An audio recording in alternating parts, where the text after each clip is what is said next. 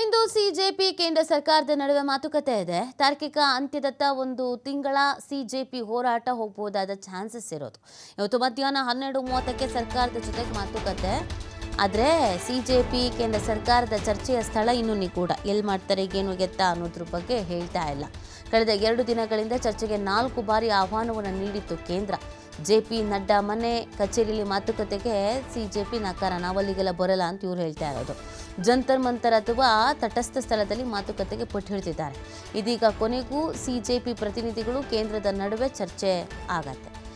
ತುಂಬ ದಿನದಿಂದ ಹೋರಾಟ ಮಾಡ್ತಾ ಇದ್ದಿದ್ದು ಇದೇ ಕಾರಣಕ್ಕಾಗಿ ಮಾತುಕತೆಗೆ ಬರಬೇಕು, ನಮ್ಮ ಬೇಡಿಕೆಗಳಿಗೇನಿದೆ ಅದನ್ನು ಕೇಳಬೇಕು ಅಂತ. ಸೊ ಇವತ್ತು ಮಾತುಕತೆ ಅಂತೂ ನಡೆಯುತ್ತೆ ಅನ್ನೋದು ಗೊತ್ತಾಗ್ತದೆ. ಬಟ್ ಎಲ್ಲಿ ಅನ್ನೋದ್ರ ಬಗ್ಗೆ ಸ್ಥಳ ನಿಗದಿ ಮಾಡ್ಕೊಂಡಿಲ್ವಂತೆ.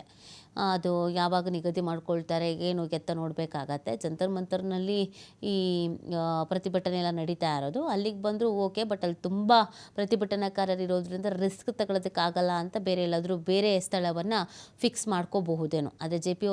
ನಡ್ಡಾ ಅವರ ಮನೆ, BJP ಆಫೀಸು, ಈ ಥರದಕ್ಕೆಲ್ಲ ನಾವು ಬರೋಕ್ಕೆ ರೆಡಿಯೇ ಇಲ್ಲ ಅಂತ ಹೇಳಿಬಿಟ್ಟಿದ್ದಾರೆ.